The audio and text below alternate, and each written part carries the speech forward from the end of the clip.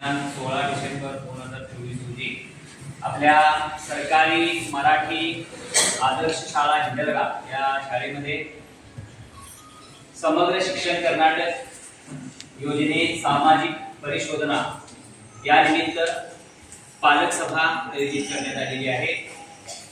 गेले 3 दिवस म्हणजे गुरुवार, शुक्रवार आणि शनिवार 3 दिवस या योजनेअंतर्गत तालुका पंचायतीचे अनेक रायाबा पाटील सर, मंजुनाथ सर यांनी आमच्या शाळेला भेट देऊन शाळेचे सर्व दाखले, सर्व रेकॉर्ड तपासून सर्व वर्गातील मुलांचं निरीक्षण करून तपासणी करून आज आपण त्या संदर्भात ही पालक सभा आयोजित केलेली आहे। या सभेला उपस्थित सर्व मान्यवरांचं आणि पालकवर्गाचं त्याचबरोबर विद्यार्थ्यांचं आमच्या मुख्याध्यापक आणि शिक्षकांचं मी सर्वप्रथम हार्दिक स्वागत करते। या कार्यक्रमाची सुरुवात, या पालक सभेची सुरुवात आपण विशेषत्वानं करणार आहोत। आमच्या शाळेतील विद्यार्थी विशेषत्व ही आमची प्रार्थना। या विशेषत्वानं या कार्यक्रमाची सुरुवात करावी अशी मी या विद्यार्थ्यांना विनंती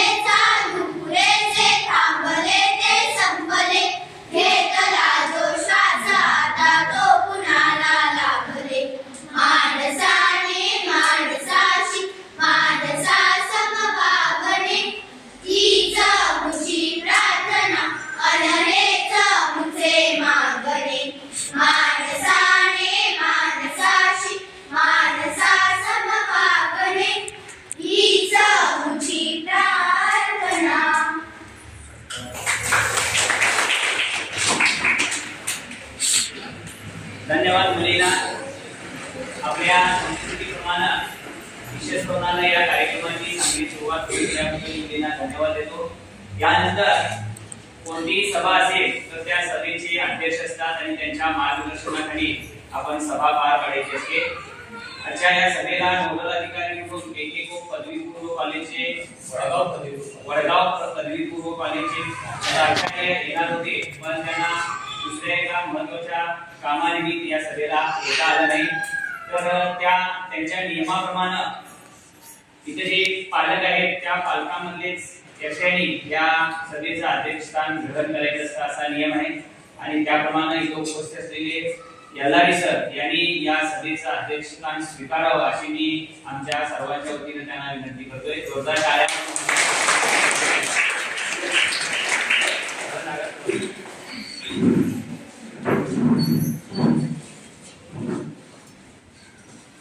या कार्यक्रमाचं अध्यक्षस्थान स्वीकारल्याबद्दल एलआरई सरांना धन्यवाद. यानंतर या कार्यक्रमाचे अध्यक्ष आमच्या एसडीएमसीचे अध्यक्ष, त्याचबरोबर गेले 2-3 दिवस या आमच्या शाळेची तपासणी त्यांनी केली ते रायाबा पाटील सर, मंजुनाथ सर, आमच्या एसडीएमसीचे उपाध्यक्षा, सर्व सन्माननीय सदस्य आणि सर्व पालक वर्ग यांचं स्वागत आमच्या मुलींनी करावं अशी मी त्यांना विनंती करतो. स्वागत. इतिहासाचे रंग रूप हे आले या नगरा, इतिहासाचे रंग रूप हे आले या नगरा. स्वागतम सुस्वागतम हा मानाचा मुजरा, स्वागतम सुस्वागतम हा मानाचा मुजरा. इतिहासाचे रंग रूप हे आले या नगरा, इतिहासाचे रंग रूप हे आले या नगरा. स्वागतम सुस्वागतम हा मानाचा मुजरा, स्वागतम सुस्वागतम हा मानाचा मुजरा. 10 दिशांनी गुंजून आले सभा मंडपी स्वागत झाले, 10 दिशांनी गुंजून आले सभा मंडपी स्वागत झाले. पूर्ण नियोजिता पूर्ण घडले, पूर्ण नियोजिता पूर्ण घडले. सावरल्या नजरा, सावरल्या नजरा. स्वागतम सुस्वागतम हा मानाचा मुजरा, स्वागतम सुस्वागतम हा मानाचा मुजरा. नम्र कलेचे कुणी उपासक कुणी तपस्वी कोणी सार, नम्र कलेचे कुणी उपासक कुणी तपस्वी कोणी सार. शिल्पकार हो सारे कल्पक, शिल्पकार हो सारे कल्पक. जीवनी आसमरा, जीवनी आसमरा. स्वागतम सुस्वागतम हा मानाचा मुजरा, स्वागतम सुस्वागतम हा मानाचा मुजरा. हा मानाचा मुजरा, हा मानाचा मुजरा, हा मानाचा मुजरा. स्वागत गीतानं सर्व मान्यवरांचं त्याचबरोबर पालक वर्गाचं स्वागत झालेलं आहे. यानंतर आपल्या कर्नाटक राज्याचं राज्यगीत नाटगीत होणार आहे. सर्व पालकांना विद्यार्थ्यांना विनंती आहे, मान्यवरांना आपण आहे त्या ठिकाणी उभं राहायचं आहे.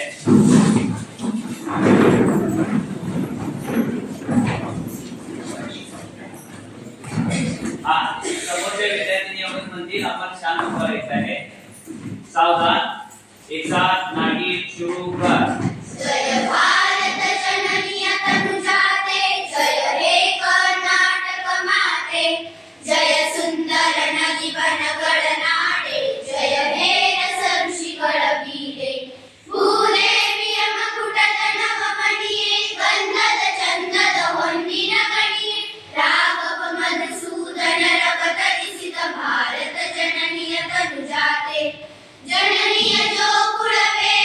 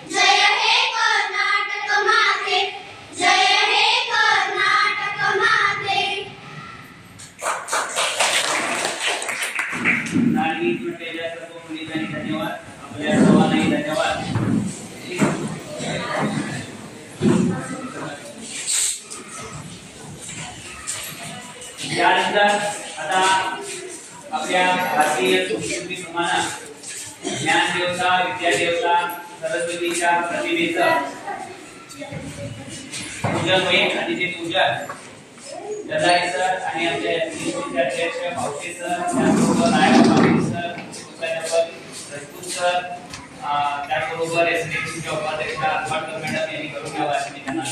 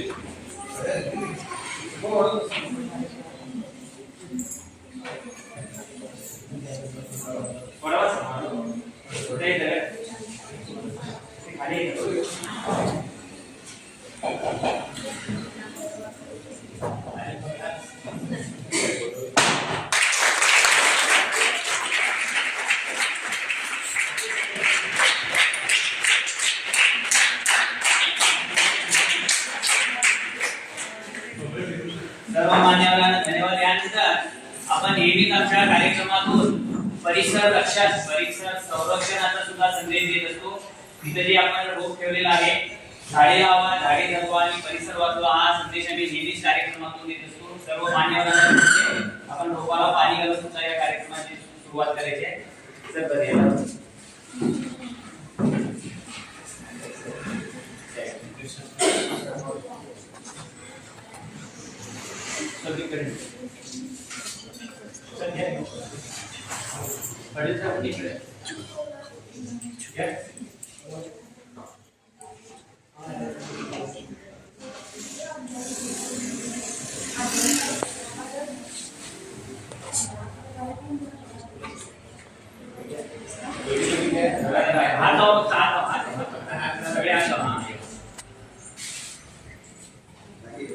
धन्यवाद. तर आपण या कार्यक्रमाद्वारे भारतीय संस्कृती आणि त्याचबरोबर परिसर संरक्षण हा दोन्ही संदेश घेतलेला आहे आणि दिलेला सुद्धा आहे. सर्व मान्यवरांना धन्यवाद देऊ. यानंतर या कार्यक्रमाला व्यासपीठावर उपस्थित असलेल्या सर्व मान्यवरांचं स्वागत होईल. सर्वप्रथम या कार्यक्रमाचा अध्यक्षस्थान स्वीकारलेले आमचे पालक श्री यल्लारी सर यांचे स्वागत आमच्या एसडीएमसीचे अध्यक्ष रमेश पावसे सर यांनी करावं अशी मी त्यांना विनंती करतो.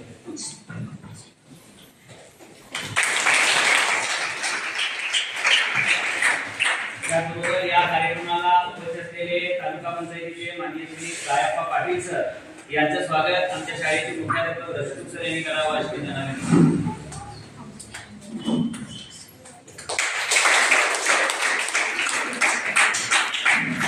या कार्यक्रमाला उपस्थित असलेले आमच्या एसडीएमसीचे अध्यक्ष रमेश पावसे सर यांचं स्वागत भिमराव पाटील यांनी करावं अशी मी त्यांना विनंती करतो.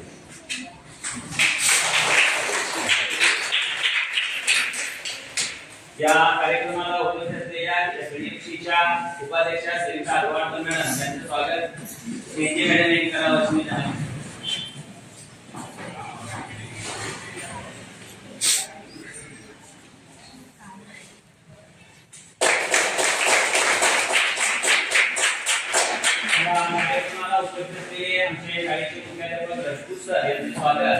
बेळगावकर सरांनी करावा अशी त्यांना विनंती.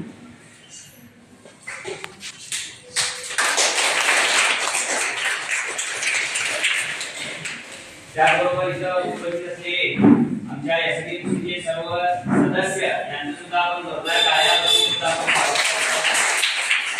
त्याचबरोबर इथं उपस्थित असलेले मंजुनाथ सर यांचंही स्वागत आम्ही करत आहोत.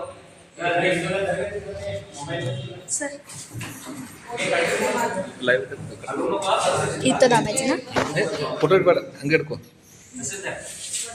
गेले 3-4 दिवस आमच्या शाळेमध्ये राहून त्यांनी शाळेची तपासणी केली. त्यांनी एल्हारे सरांनी त्यांचं स्वागत करावं.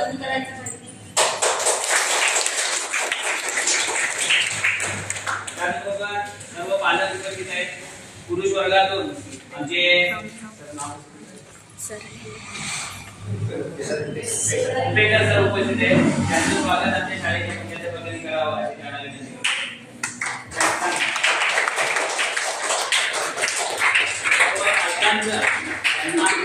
स्वागत करत आहोत. धन्यवाद. यानंतर इतर महिला वर्ग सुद्धा उपस्थित आहे. प्रभावती निसार यांचं स्वागत म्हणजे तुमचं सगळ्यांचं स्वागत आहे. तर कंबाईपट मॅडमना विनंती करतो की त्यांनी पुष्पगुच्छ स्वागत करावं.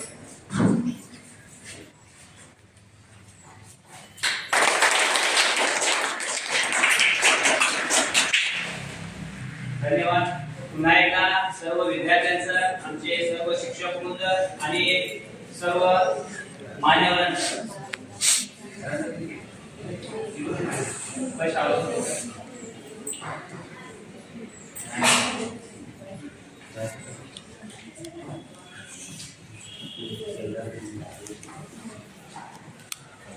पुन्हा एकदा व्यासपीठावर उपस्थित सर्व मान्यवरांचं, पालक वर्गाचं, शिक्षक वर्गाचं, विद्यार्थ्यांचं स्वागत करून या पुढील कार्यक्रम प्रास्ताविक होईल. ज्यांनी गेले 3-4 दिवस या शाळेमध्ये तपासणी केली त्या तालुका पंचायतीचे मान्य श्री रायाप्पा पाटील सर यांना मी विनंती करतोय त्यांनी या कार्यक्रमाचं प्रास्ताविक करावं आणि आम्हा पालकांना मार्गदर्शन करावं अशी त्यांना विनंती. श्री रायाप्पा पाटील सर, तालुका पंचायत बेळगाव.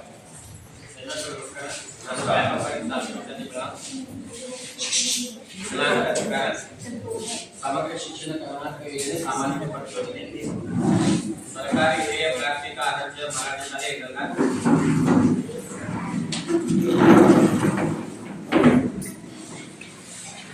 सरकारी ध्येय प्राप्तीचा आदर्श मराठी शाळेत शालेय योजने ನಮ್ಮ ಸರ್ಕಾರಿ ಶಾಲೆ ಪ್ರಾಥಮಿಕ ಮರಾಠಿ ಶಾಲೆ ಬೆಳಗಾವಿ ಪುಲಿ ಶಾಲೆ पुस्तकात्मक जागा ಸ್ಥಾಪನೆ ಆಯಿತು.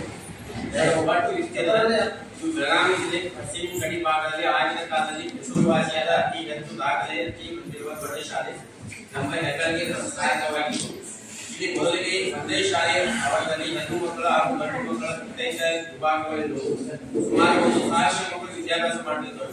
ಕಾಲಕ್ರಮೇಣ ಈ ಶಾಲೆ ಕಟ್ಟಡ ಹಳೆಯದಾಗಿ ಶಾಲಾ ಕೊಠಡಿಗಳು ನಿರಸನ ಮಾಡಿದವು.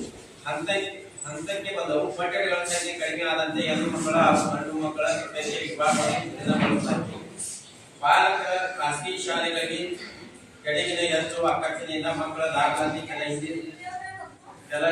ಹಿಂದ ದಿನಗಳೇ ಕಡಿಮೆ ಆಗುತ್ತಾ ಹೋಯಿತು.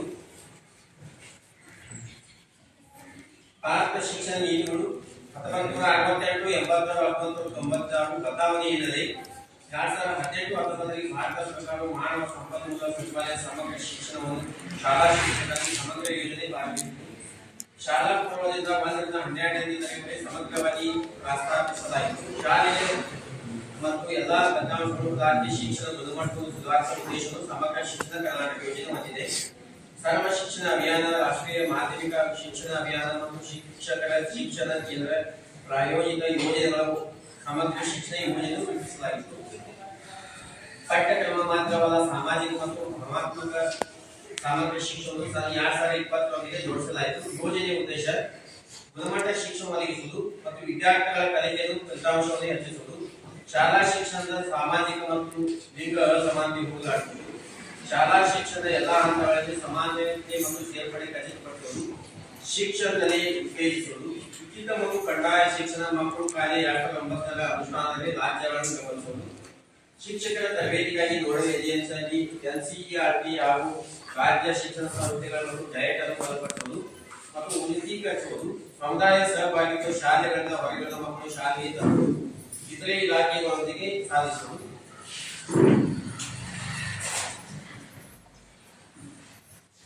ಸಾಮಾಜಿಕ ಪರಿಶೋಧನೆ ವಿಧಾನ ಶಾಲೆಯ ಮುಖ್ಯ ಶಿಕ್ಷಕರು ಬಚ್ಚುವ ವೆಚ್ಚ ವಚನಗಳು, ಪಾಸ್ ಪುಸ್ತಕ ಮತ್ತು ಎಸ್ಎಂಸಿ ನಡವಳಿಕೆ ಪುಸ್ತಕ ಪತ್ರಿಕೆ ಟಿಪ್ಪಣಿ ಮಾಡಿ ವರದಿ ಮಾಡುವುದು. ಶಾಲೆಯ ಮುಖ್ಯ ಶಿಕ್ಷಕರಿಂದ ಪೋಷಕರು ಮತ್ತು ವಿದ್ಯಾರ್ಥಿಗಳ ವಿವರಣೆ ಪಡೆಯುವುದು. ಶಾಲೆಯಲ್ಲಿ ದಾಖಲಾತಿಗಳನ್ನು ಪರಿಶೀಲನೆ ಮಾಡುವುದು. ಶಾಲಾ ಕರ್ತವ್ಯಗಳನ್ನು ಶುದ್ಧ ಕುಡಿಯುವ ನೀರಿನ ವ್ಯವಸ್ಥೆ, ಸ್ವಚ್ಛತೆ, ಸುರಕ್ಷತೆ ಮತ್ತು ಕ್ರಮಗಳನ್ನು ವಹಿಸುವುದು. ಸಾಮಾಜಿಕ ಪರಿಶೋಧನೆ ಪಡೆಯಲು ಗಮನಿಸಿದ ಅಂಶಗಳನ್ನು ವರದಿ ಮಾಡಿ ಶಾಲಾ ಸಭೆ ಸಿದ್ಧಪಡಿಸುವುದು. ಶಾಲಾ ಸಭೆ ಆಯೋಜಿಸಿ ಕಾರ್ಯಕ್ರಮ ಅನುಷ್ಠಾನ ಅಧಿಕಾರಿ ಮತ್ತು ಅಂಶಗಳನ್ನು ಕುರಿತು ಚರ್ಚೆ ಮಾಡಿ ಮೇಲಾಧಿಕಾರಿಗೆ ವರದಿ ಸಲ್ಲಿಸುವುದು. ಶಾಲೆಯಲ್ಲಿ ಕಂಡುಬಂದ ಸ್ನಾತಕ ಅಂಶಗಳು: 1 ರಿಂದ 7ನೇ ತರಗತಿ ವಿದ್ಯಾರ್ಥಿಗಳಿಗೆ ಪಾಠ್ಯ ಪುಸ್ತಕ, ಸಮಾಸದ ಬಾಕ್ಸ್ ಎಲ್ಲವನ್ನು ನೀಡುತ್ತಾರೆ. ಶಾಲಾ ಶಿಕ್ಷಕರು ನಿಯಮಿತವಾಗಿ ಹಾಜರಾತಿ ಉತ್ತಮವಾಗಿದೆ. ಶಾಲಾ ಹಂತದಲ್ಲಿ ವಿದ್ಯಾರ್ಥಿಗಳಲ್ಲಿ ಕ್ಲಾಸಸ್ ವಿಧಾನ ಕೈಗೊಳ್ಳುತ್ತಾರೆ. ಶಾಲಾ ಹಂತದಲ್ಲಿ ವಿದ್ಯಾರ್ಥಿಗಳಿಂದ ಪ್ರಾರ್ಥನೆ ಸಮಯದಲ್ಲಿ ರಸಪ್ರಶ್ನೆ ಮತ್ತು ಪಂಚಾಯತವನ್ನು ನಡೆಸುತ್ತಾರೆ.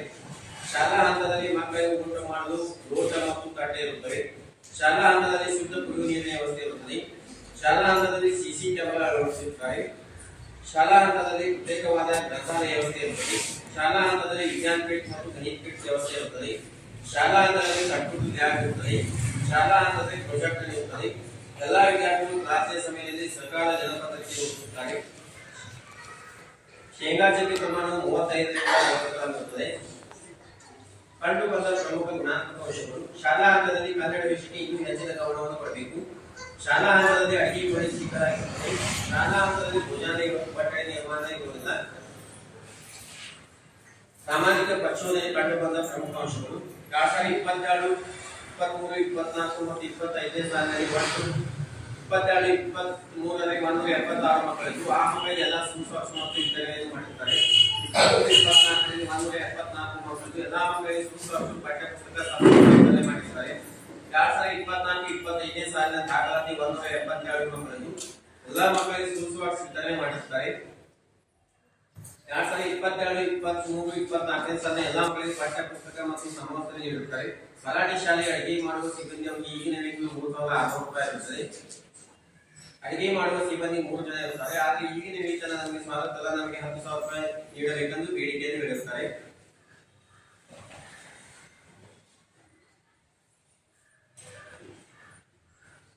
ಶಿಕ್ಷಕರ ಎಸ್ಟಿಎಸ್ನಲ್ಲಿ ಕಂಡು ಬಂದ ಅಂಶಗಳು: ಶಿಕ್ಷಕರು ಮರಣ ಹೊಂದಿರುತ್ತಾರೆ. ಆದರೆ ಎಸ್ಟಿಎಸ್ನಲ್ಲಿ ಇವರ ಮಾಹಿತಿ ಹೆಸರು ಇರುತ್ತದೆ.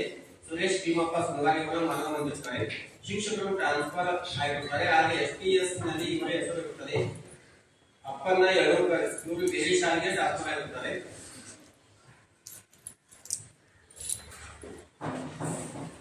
2022-23ನೇ ಸಾಲಿನ ಅನುದಾನ ನೀಡುತ್ತಾರೆ. ಪ್ರಾಥಮಿಕ ಶುಲ್ಕ 6,550, ಶಾಲಾ ಅನುದಾನ 7,500, ಸುಸ್ವಾಸ ಅನುದಾನ 47,500, ಕುಡಿಯುವ ನೀರು ಮತ್ತು ಶೌಚಾಲಯ 8,000, ಬ್ಯಾಂಕ್ ಬಡ್ಡಿ ಜಮಾ 2,904, ಒಟ್ಟು ಮೊತ್ತ 70,144. 2022-23 ಬಳಕೆಯಾದ ಇವುಗಳ ಬ್ಯಾಂಕ್ ಚಾರ್ಜ್ 108, ಕುಡಿಯುವ ನೀರು ಮತ್ತು ಶೌಚಾಲಯ 8,000, ಸುಸ್ವಾಸ ಅನುದಾನ 47,800, ಇಒ ಬಿಆರ್ಸಿ ಅವರ ಖಾತೆಗೆ ವರ್ಗಾವಣೆ 2,725, ಶಾಲಾ ಅನುದಾನ ವೆಚ್ಚ 7,500, ಒಟ್ಟು ಮೊತ್ತ 64,143 ಖರ್ಚಾಗಿದೆ. ಉಳಿದ ಮೊತ್ತ 4,001. 23-24 ಅನುದಾನ ಬಿಡುಗಡೆ. ಪ್ರಾಥಮಿಕ ಶುಲ್ಕ 4,119, ಸುಸ್ವಾಸ ಅನುದಾನ 47,500, ಶಾಲಾ ಅನುದಾನ 62,500, ಕುಡಿಯುವ ನೀರು ಮತ್ತು ಶೌಚಾಲಯ 23,643, ಎಸ್ಎಂಸಿ ತರಬೇತಿ 500, ವಿದ್ಯಾರ್ಥಿ ಕನ್ನಡ 500, ವಿಶೇಷ ಚೇತನ ಮಕ್ಕಳಿಗೆ ಅನುದಾನ ಬಿಡುಗಡೆ 14,350, ಬ್ಯಾಂಕ್ ಬಡ್ಡಿ ಜಮಾ 691, ಒಟ್ಟು 1,75,803. 23-24ರಲ್ಲಿ ಬಳಕೆಯಾದ ಇವರ ಸುಸ್ವಾಸ ಅನುದಾನ ವೆಚ್ಚ 47,205, ಶಾಲಾ ಅನುದಾನ 10,000, ಎಸ್ಎಂಸಿ ತರಬೇತಿ 500, ವಿದ್ಯಾರ್ಥಿ ಕನ್ನಡ 500, ಕುಡಿಯುವ ನೀರು ಮತ್ತು ಶೌಚಾಲಯ 23 ಆರಂಭ ವಿಶೇಷ ಚೇತನ ಮಕ್ಕಳಿಗೆ ಅನುದಾನ ಖಾತೆಗೆ ಜಮಾ ಒಟ್ಟು 16,000 ಮುನ್ನೂರೈವತ್ತು ಒಟ್ಟು ಮೊತ್ತ 1,50,690 ಉಳಿದ ಮೊತ್ತ 5,105 24-25 ಅನುದಾನ ಬಿಡುಗಡೆಗೊಂಡಿವೆ ಕಾರ್ಮಿಕ ಶುಲ್ಕ 5,105 ಸೂಸ್ವಾಕ್ಸ್ ಎಸ್ಟಿ ಮಕ್ಕಳಿಗೆ 295 ಸೂಸ್ವಾಕ್ಸ್ ಅನುದಾನ ಇತರೆ ಮಕ್ಕಳಿಗೆ 43,755 ಸೂಸ್ವಾಕ್ಸ್ ಅನುದಾನ ಎಸ್ಸಿ ಮಕ್ಕಳಿಗೆ 3,775 ಕುಡಿಯುವ ನೀರು ಮತ್ತು ಶೌಚಾಲಯ ಅನುದಾನ 6,177 6,946 ಗ್ರಂಥಾಲಯ ಅನುದಾನ 8,500 ಬ್ಯಾಂಕ್ ಬಡ್ಡಿ ಜಮಾ 36,275 ಯುಡೈಸ್ ಪ್ಲಸ್ ಅನುದಾನ ಜಮಾ 590 ಒಟ್ಟು ಮೊತ್ತ 74,449 ಇದರಲ್ಲಿ ಬಳಿಗಾದ ಇವರ ಸೂಸ್ವಾಕ್ಸ್ ಅನುದಾನ ವೆಚ್ಚ ಎಸ್ಡಿ 295 ಸೂಸ್ವಾಕ್ಸ್ ಅನುದಾನ ವೆಚ್ಚ ಇತರೆ 43,785 ಸೂಸ್ವಾಕ್ಸ್ ಅನುದಾನ ಎಸ್ಸಿ ಮಕ್ಕಳಿಗೆ 3,745 ಕುಡಿಯುವ ನೀರು ಮತ್ತು ಶೌಚಾಲಯ 6,172 ಗ್ರಂಥಾಲಯ ಅನುದಾನ 6,500 ಬ್ಯಾಂಕ್ ಚಾರ್ಜ್ 82 ಒಟ್ಟು ಮೊತ್ತ 60,585 ಒಟ್ಟು ಉಳಿದ ಮೊತ್ತ 13,865 ಇದ್ರ ಬಗ್ಗೆ ಏನು ಸಮಸ್ಯೆ ಅಂತ ಕೇಳ್ಬೋದು ಅನುದಾನ सरांनी आता बघा 22-23 2022-23 24-24 या शैक्षणिक वर्षामध्ये शाळेमध्ये जे अनुदान आलं त्या अनुदानाचा खर्च कसा केलेला आहे एसडीएमसी आणि यांच्या माध्यमातून त्याचबरोबर पाठ्यपुस्तक वितरण पुस्तकं मुलांना दिलेली आहेत त्याचबरोबर 2 वेळा गणवेश युनिफॉर्म दिलेला आहे आणि शू सॉक्स सुद्धा दिलेले आहेत तिन्ही वर्षाचं त्यांनी सगळे पूर्ण रेकॉर्ड चेक करून त्यांनी एक अहवाल तयार केलेला आहे काही सूचना सुद्धा त्याच्यामध्ये आमच्यासाठी आहेत तर तुम्हाला सरांनी भाषेचं काय म्हणताय की तुम्हाला अजून त्याच्यात काही समस्या प्रॉब्लेम सांगा असं म्हणताय ಬಗ್ಗೆ ಏನಿದ್ರೆ ಕೇಳ್ಬೋದು ಪಾಲಕ ಮಾತ್ರ ಶಿಕ್ಷಣ ಬಗ್ಗೆ ಆಗಲಿ ಅದ್ರ ಬಗ್ಗೆ ಆಗಲಿ काही चर्चा असेल तर करा तुम्ही तुम्हाला काय वाटतंय अजून काय काय शाळेमध्ये पाहिजे किंवा आणि काय सुविधा पाहिजे अजून सरकारकडून काय सुविधा यायच्या आहेत त्याबद्दल तुम्हाला काय बोलायचं असेल तर चर्चा करा मुलांच्या शिक्षणाबद्दल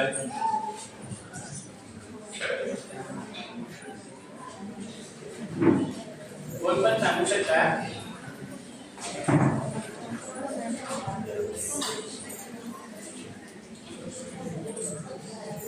ನೀವು ಮಾತಾಡಕ್ಕೆ ಎಲ್ಲ ಸರಿ ಇದೆ ಅಂತ ಆಗ್ತದೆ तुमच्या काही समस्या असतील तुम्ही सांगू शकता मागे सुधारणा तरी सांगितले आहे कॅमेरा वेळ पाण्याची सुविधा वेळ शौचालय आहे सर्व सांगितले तुम्हाला आणि काय आता मुलांच्यासाठी अजून काय पाहिजे आपल्या शाळेमध्ये गव्हर्नमेंट एवढी शाळा सुविधा दिलेली आहे सांगायला त्याची तुम्हाला आणि काय आणि काय ते तुम्हाला सुचत असेल बाबा आणि एवढी पाहिजे सोय ती करूया असं काय असेल तर सांगा मग ते पण समजूया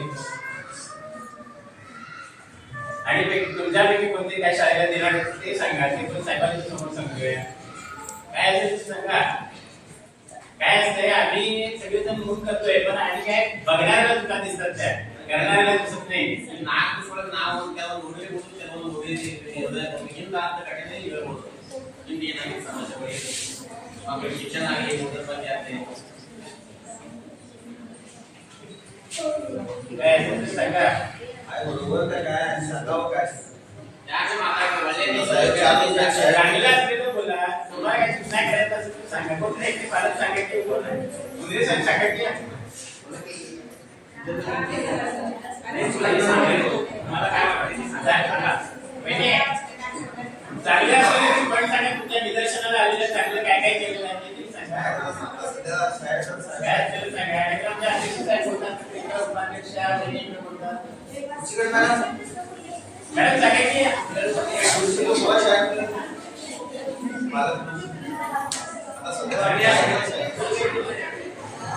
सर ओके म्हणाले मालकांनी हे पूर्ण काय पाठीमागे संग्राम नमस्कार आणि नाना मुलाने तर ते सर बोलले ते काही समजलं पेरेंट्स नुसतं समजलं कुणाला काय समजलं काय त्यांनी एवढे पण राहिले सांग कोणाला काय समजलं नाही एक लाईन सुद्धा समजलं मुलांना मुलांना तर सांगताना पण समजलं मी सांगते काय मराठी मराठीमध्ये सांगतो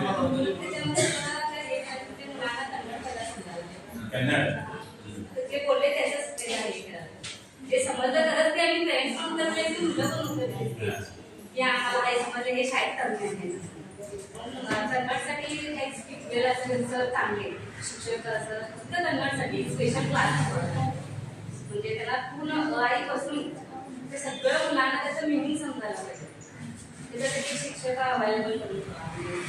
एक तासाचा एक क्लास मराठीतून आणून परत त्याचं ट्रान्सलेशन करून मुलांना पण समजावं त्याच्यासोबत इंग्लिश म्हणजे मुलांचं शिक्षण चांगलं होतं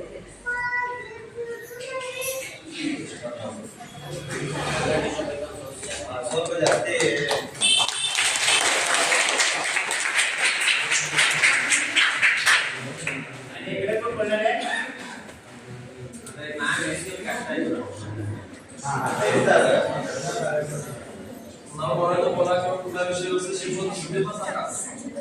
काय हवं आहे सध्या काय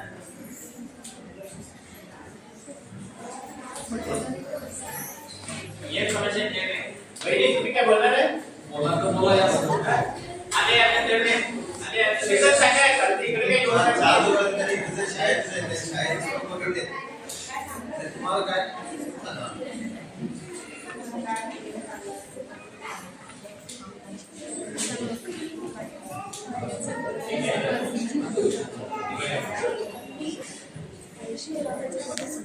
तर आज आपल्या शाळेमध्ये तारीख 11 डिसेंबर पासून ते 16 डिसेंबर पर्यंत सतत 4 दिवस शाळा तपासणीचं कार्य सुरू आहे आणि त्याची सांगता आज या पालक सभेने होणार आहे आणि या पालक सभेमध्ये उपस्थित असलेले तालुका पंचायतीचे अधिकारी रायप्पा पाटील सर त्यानंतर मंजुनाथ सर तसेच आता कार्यक्रमाचे अध्यक्ष यल्लाजी सर आमच्या एसडीएफसीचे अध्यक्ष उपाध्यक्ष आणि आमचे सर्व सदस्य आणि आदरणीय पालक तसेच माझे विद्यार्थी तर हे करायचं कारण काय 4 दिवस आमच्या डिपार्टमेंट कडनं पण काय होते शाळेत तपासणी होते इन्स्पेक्शन होते सर्व काही होते पण सरकारचं एक धोरण आहे शाळेमध्ये ज्या काही सुविधा येतात त्या सुविधांचं माहिती गावातल्या सगळ्या लोकांना व्हावी जेणेकरून आमच्या शाळेमध्ये जे पालक येतात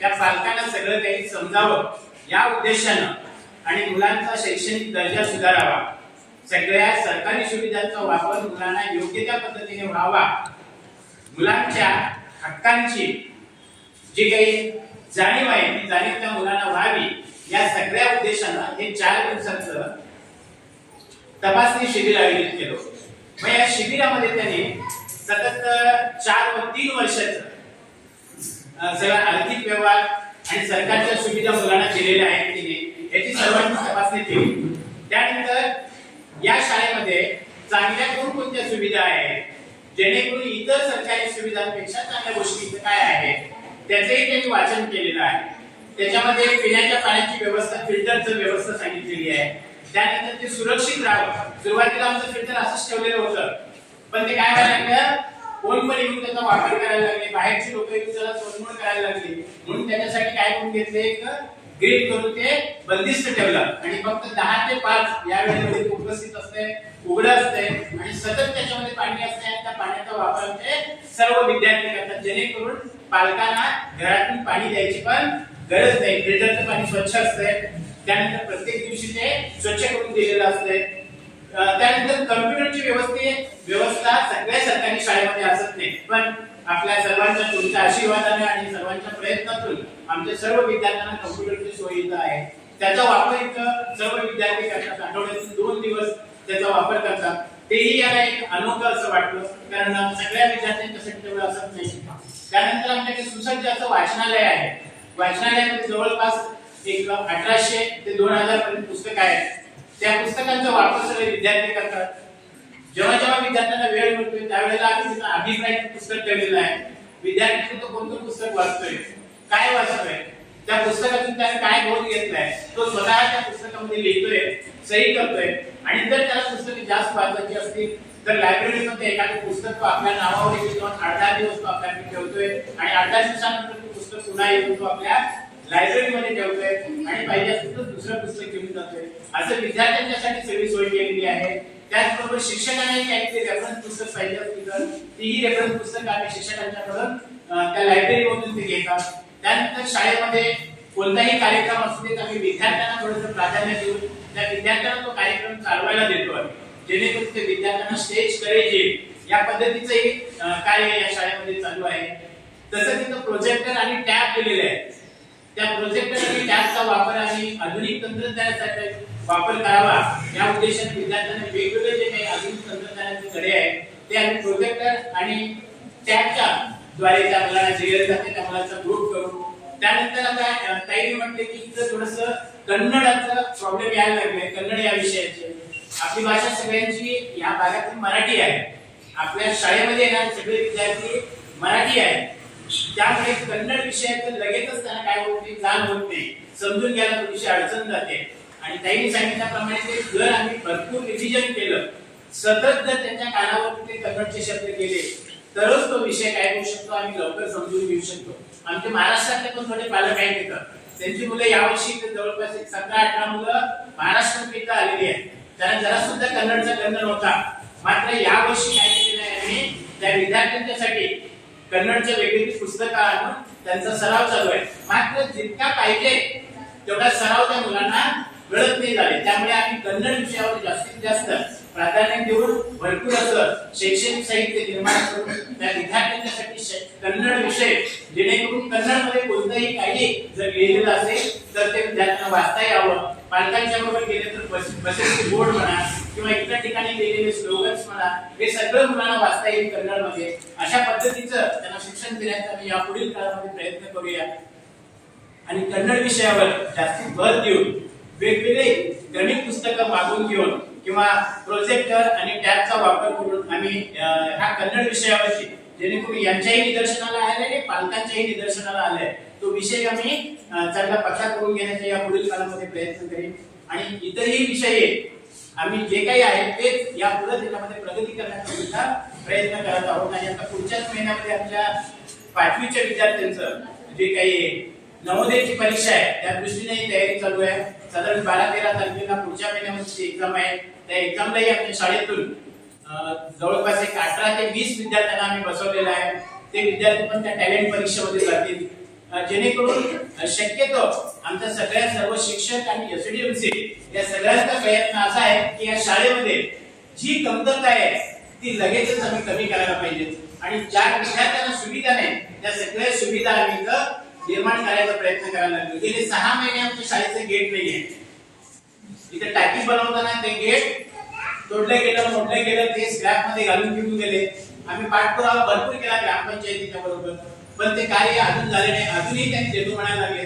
पण तुमच्याच गावात एक पालक आहे तिथं सडेकर म्हणून, त्या पालकांना मी आणि अध्यक्ष साहेब जाऊन भेटून आणि आमचे हराडे सर, सगळे आमचे शिक्षक बंधू भगिनी यांनी चर्चा करून त्यांना भेटल्यानंतर त्यांनी आमच्या शाळेला गेट देणार आहे, देऊ केलेलं आहे. आणि ते गेट कालच इथं आलेलं आहे. त्याचं फक्त आता फिनिशिंगचं काम चालू आहे. त्याचे दरवाजे आणि खिडक्या बसवायचे आहेत.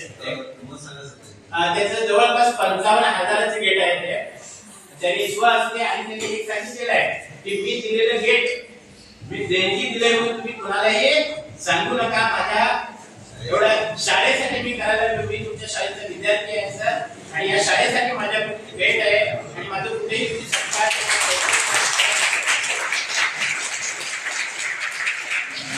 ते त्यांनी कार्य स्वतःहून सांगितलेलं आहे. आणि मी त्यांच्या कारखान्यात 2-3 वेळा भेटी दिल्या आणि त्याच्याकडून ते कार्य झालेलं आहे. मला वाटतं सोमवार किंवा मंगळवारच्या आजच होत्या, सोमवार आहे, बुधवारच्या आत गेट बसेल. आज एक दिवस लागेल असं सांगायला सकाळीच बोललो मी. त्याचं गेट बसलं तर आमच्या लहान विद्यार्थ्यांचा जो काही प्रश्न आहे तो थोडासा काय होईल, आमच्या अंगावरची भीती थोडीशी कमी होईल. आणि इथे ग्रामपंचायतीचं कार्य पण चालू आहे, टाकी बांधायचं. ते मध्ये आम्हाला डिस्टर्ब व्हायला लागलंय. तर ते कार्यक्रम कुठला आहे, तुमच्या गावच्या सगळ्या पिण्याच्या पाण्याचा प्रश्न आहे. त्यामुळे ते लवकरात लवकर त्यांनी काम करून देतो आम्हाला सांगितलेलं आहे. आणि ते करत असताना जर शाळेच्या कुठल्याही वस्तूची किंवा कुठल्याही मोडतोड झाली किंवा काही कलर तुमचा डॅमेज झाला किंवा पेवरसाठी 2 वेळा बसवले, तुम्ही सगळ्या पालकांनी बघितलंय. आणि तिसऱ्यांदा आता ते परत त्यांनी काढायला लागले. तेही त्यांनी बसवून देतो असं सांगितलंय. जसं ग्रामपंचायतीचं काम होईल त्या पद्धतीने आम्ही काय करूया त्यांच्याकडनं करून घेऊया. आणि आता अलीकडच्या 15 दिवसामध्ये थोडस आम्ही शाळेचा बाहेरचा भाग जो काय आहे तो रंग कामाचा घेतलेला आहे. तेही काम प्रगतीपथावर चालू आहे. आणखी थोडस आम्हाला रंग कमी पडलंय आणि आम्ही इतर डोनेशनच्या तयारीमध्ये आहे. बघूया पुन्हा तरी आम्ही डोनेशन घेऊन तेही काय आम्ही पूर्ण करून घेऊ. एकंदरीत ज्या काही सुविधा तुम्हाला प्रायव्हेट शाळेमध्ये दिसतात त्या सगळ्या तुमच्याकडनं एकही पैसा न येता आम्ही इतर डोनर्स कडून हे या शाळेमध्ये देण्याचा प्रयत्न करायला लागलोय. मात्र तुम्हाला कळकळीची विनंती आहे की तुमचे पालकांची जी काही मुलं आहेत तुम्ही मुलं दररोजच्या दररोज शाळेत पाठवत नाही झाले. आता सतत हे 4 दिवस आमच्या बरोबर आहेत. 4 दिवस आमच्याकडे 30 ते 40 मुलं सतत द्यायचे. त्याला कारण काय? तुमचा फेब्रुवारी महिना, जानेवारी महिना, डिसेंबर महिन्यामध्ये जत्रा असतात. त्या जत्रेला तुम्ही तरी जाता जाता आमच्या पोरांना पण तुम्ही घेऊन जाता. त्यामुळे काय होतंय यांना काय वाटतंय या शाळेत पोरं गैर असतात. आमच्या शिक्षकांना काय करतात ते शिकवतात. 4 मुलं गैर असली की त्यांच्यामध्ये खंड पडतोय आणि त्यांना परत पुन्हा आणि चालू करायला लागतं. असं न करता तुम्ही काय तुमच्या जत्रा सण काय असेल सगळं करा. मात्र आमच्या मुलांना आमच्या शाळेत पाठवा. तुम्ही 5 नंतर त्यांना कुठे घेऊन जावा. तुमचं सहकार्य जर आम्हाला मिळालं तर आम्हाला शिक्षकांना काय होईल त्या पद्धतीने त्यांची तयारी करून घ्यायला बरं पडेल. आणि तुमच्या सहकार्याशिवाय आम्हाला हे शक्य नाही. तेव्हा तुमचं सहकार्य मुलांचं असू दे. काही वेळेला तुमच्या सूचना असतील त्या सूचनाही आम्हाला सांगा. नाही सर आमच्या ठिकाणी जर हे सुधारायला पाहिजे. तुमच्या काही सूचना असतील त्या सूचनांचा स्वीकार करूया. एकंदरीत या शाळेच्या चांगल्या गोष्टीविषयी तुमच्या गावात चर्चा झाली पाहिजे. चांगल्या गोष्टीविषयी चुकून काही ड्रॉबॅक्स असतात पण चांगल्या गोष्टीला तुमच्या निदर्शनाला येतात ते तुम्ही इतर कारखाना सांगा. तुमच्या पाल्याला या शाळेमध्ये पाठवा. जेणेकरून जे काही हजाराच्या संख्येमध्ये आमच्या शाळेचं गतवैभव होतं त्याच्यामध्ये कमीत कमी आम्ही 200-300 तुम्ही पार करूया. तुमच्या गावची लोकसंख्या बघितली तर कमीत आमच्या शाळेमध्ये कमीत कमी काहीच नाही म्हटलं की 300 विद्यार्थी तरी असायला पाहिजे. आणि या 300 विद्यार्थ्यांना शाळेमध्ये दाखल करायचं काम आम्ही काय सगळ्यांना बोलून आमच्या शाळेत आणूया नको. मात्र त्यांना स्वतः मनपरिवर्तन झालं पाहिजे. मनपरिवर्तन म्हणून या शाळेमध्ये काहीतरी वेगळे उपक्रम चालले. त्या मुलांना काहीतरी लिहिता वाचता येतंय. त्या मुलांना बोलता येतंय. ही मुलं समाजामध्ये काहीतरी आपले विचार व्यक्त करू शकतात. अशा गोष्टी तुमच्यामध्ये जर चर्चा झाली तर आमच्या शाळेचं काय होईल चित्र बदलेल. आणि इतरांची जी काही कल्पना शाळेविषयी आहे तीही बदलायला जास्त वेळ लागणार नाही. तेव्हा तुमचं सगळ्यांचं सहकार्य आणि असं अधूनमधून जर काही आपल्या शाळेचं परीक्षण होत गेलं तर आमच्यामध्ये काही चुका आहेत त्याही आम्हाला समजून येतात. आम्ही काम जे करायला लागलोय ते आमच्या दृष्टीनं बरोबर आहे पण इतरांच्या दृष्टीनं ते योग्य आहे की नाही त्याचीही जाणीव आम्हाला होईल. आणि सतत 4 दिवस याने आमच्याकडे एवढं ऑब्झर्वेशन करतात. आमची मुलं चालतात कशी, बोलतात कशी, जेवताना हात धुतात की नाही, ते अभ्यासाला बसताना कशी बसतात, ती गेल्यानंतर शाळेमध्ये कसं उभारतात, हिंदी त्यांच्याकडे आहे की नाही, मूल्य शिक्षण त्यांच्याकडे आहे की नाही, ती बोलत असतात की नाही किंवा त्यांना उगीच सांगितलं उत्तर देतात की नाही, या सगळ्या गोष्टींचं त्यांनी निदर्शन केलेलं आहे. आमचं जे काही प्रेयर झालेलं असतात त्या प्रेयर मध्ये काय काय आम्ही घेतो त्या सगळ्या गोष्टींचं त्यांनी निदर्शन केलेलं आहे. त्याच्यामध्ये काही त्यांना ऋण जे काही नंबर्स आहेत ते पण अंश त्यांना दिसून आलेले आहेत. ते 3 अंश त्यांनी सांगितलेले आहेत. मुलांना जेवणाच्या वेळेला थोडंसं प्रॉब्लेम होतोय आम्हाला. आता एक 150-200 मुलं आहेत त्यांना एकदम सोडल्यानंतर बसायला जागा असा पुरेसा नाही. आमचा वरांडा जो आहे त्या वरांड्यात बसतात. दोन्ही बाजूला बसली की नाही मधून त्यांना वाढायला सुद्धा आम्हाला जागा पडत नाही. त्यामुळे त्यांची काही सूचना आहे की या शाळेसाठी एक भोजनालयाची व्यवस्था पाहिजे. एक जेणेकरून हॉल पाहिजे. त्या हॉलमध्ये सगळ्या मुलांना बसता येईल. मग त्यांचं सूचना आल्यानंतर लगेच ग्रामपंचायतीला पण अर्ज दिलेला आहे. त्यांच्याकडून काही रिप्लाय येतो का बघूया. किंवा कोणतरी कारखानदार असतील त्यांना काहीतरी भेटून आम्हाला काहीतरी मदत करतात का बघूया. आणि जे काही समोर आपले 2 रूम आहेत त्या रूमच्या वरती एखादं भोजनालयाची खोली म्हणजे एकाच वेळेला 200 विद्यार्थी जेवण करू शकतील अशा खोलीची व्यवस्था पुढील काळात आम्ही करूया. त्यानंतर इथं शाळेसाठी एक स्टेज पाहिजे असं ठरवलेलं सूचना केली. त्या स्टेज मध्ये काय होईल पावसाच्या वेळेला किंवा इतर कार्यक्रमामध्ये आम्हाला विद्यार्थ्यांना तिथं बसवता येईल किंवा कार्यक्रम चांगला करता येईल त्या पद्धतीने सूचना केलेली आहे. आणि तुम्हाला मी या आधीही बोललेलं आहे कन्नड विषय थोडासा मुलांचा कमी आहे त्याबद्दल तुम्ही काहीतरी प्लॅनिंग करा. वर्षभर प्लॅनिंग द्या आणि त्याप्रमाणे त्या शिक्षकांच्या विद्यार्थ्यांच्या कार्य करून घ्या. 1ली ते 7वी पर्यंत वर्ग आहेत. 7 वर्ग आहेत, त्यामुळे त्याला थोडस जास्त वेळ आम्हाला विद्यार्थ्यांना द्यावा लागेल. त्याही दृष्टीने आमची इथं तयारी सुरू आहे. आणखी काही तर काही सूचना असतील, तुमच्या पालकांच्याही सूचनांचा आम्ही आदर करू आणि एकंदरीत तुमच्या सहकार्याने आमच्या सर्वांच्या शिक्षक बंधू भगिनींचा प्रयत्न करून आणि एसडीएमसीच्या मार्गदर्शनातून आम्ही या शाळेचा नक्कीच विकास करूया. फक्त बाह्य विकास न करता शैक्षणिक आणि गुणवत्तायुक्त शिक्षण विद्यार्थ्यांना देऊया. आणि हे सगळं करायला मी आणि माझी टीम, आमचे सगळे जे काही सहकारी आहेत ते सगळे कटिबद्ध आहोत असं सांगून मी माझे 2 शब्द संपवतो.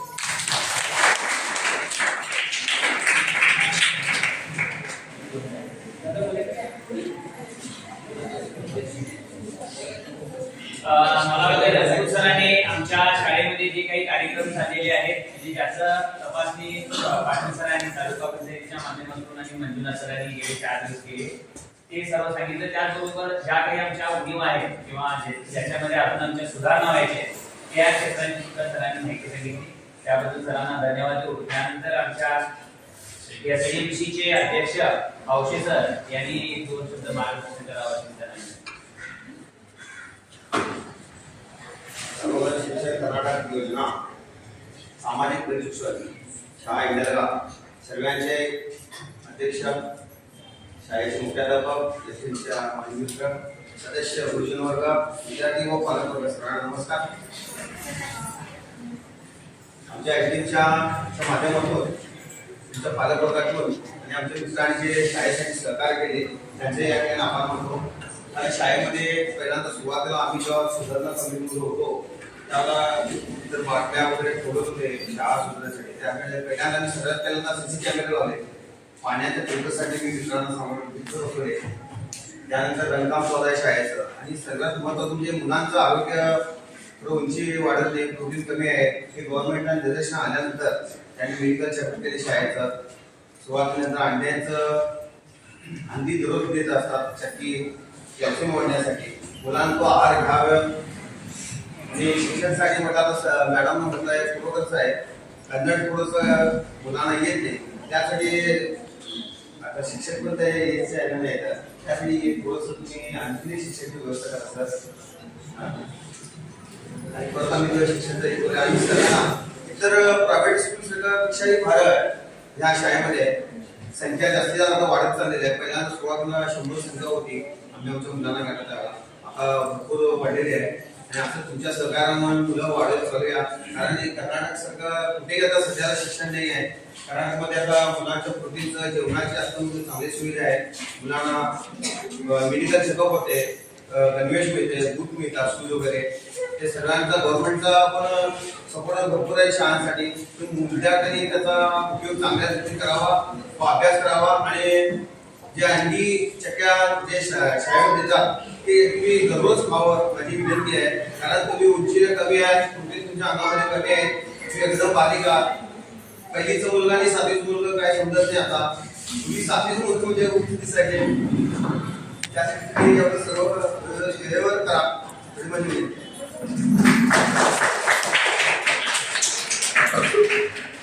त्यांना धन्यवाद देतो.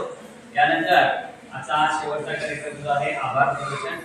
तर गेले 3-4 दिवस आमच्या शाळेला सतत सकाळी अगदी प्रार्थनेपासून ते संध्याकाळपर्यंत आमच्या शाळेमध्ये राहून शाळेच्या सर्व बाबतींची तपासणी करून आम्हाला मार्गदर्शन केलं. त्याबद्दल तालुका पंचायतीचे माजी श्री रायाप्पा पाटील सर यांना आणि आमच्या शाळेचे मुख्याध्यापक एसडीएमसी पालक वर्ग आणि विद्यार्थ्यांच्या वतीनं आम्ही सरांना धन्यवाद देतो. रायाप्पा पाटील सर धन्यवाद सर. त्याचबरोबर त्यांच्याबरोबर त्यांचे सहकारी मंजुनाथ सर यांनी सुद्धा आमच्या शाळेला भेट देऊन आमच्या शाळेची तपासणी करून आम्हाला मार्गदर्शन केलं. त्याबद्दल मंजुनाथ सरांना सुद्धा आमच्या शाळेच्या वतीनं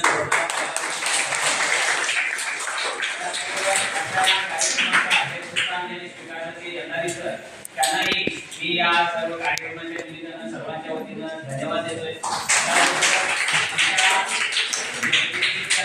औषे सर, उपाध्यक्ष आठवाडकर मॅडम आणि आमचे सर्व सन्माननीय सदस्य वर्ग हे सुद्धा नेहमीच आमच्या या कार्यक्रमात किंवा इतर सभेला उपस्थित असतात, आम्हाला मार्गदर्शन करत असतात. या सर्व मान्यवरांना सुद्धा शाळेच्या वतीनं मी धन्यवाद देतोय. पालक वर्ग आपली आपली जी महत्वाची कामं आहेत ती कामं बाजूला ठेवून या सभेला आला आणि आम्हाला मार्गदर्शन केलं. त्याबद्दल तुम्हा सर्वांचंही मी धन्यवाद मानतो. आजच्या विद्यार्थ्यांना जी पालकसभा आहे ती सगळी अशी राष्ट्रगीत जाहीर करतो. तत्पूर्वी आपण राष्ट्रगीतानं या कार्यक्रमाची सांगता करायची आहे. मगाशी ज्या मुली होत्या त्या मुली समोर येतात. उभं राहा.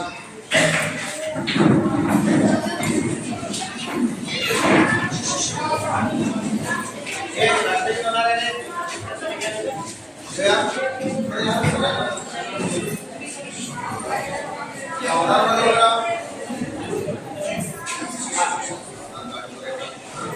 विश्राम सावधान. एक साथ राष्ट्रगीत शुरू कर. एक साथ राष्ट्रगीत शुरू कर.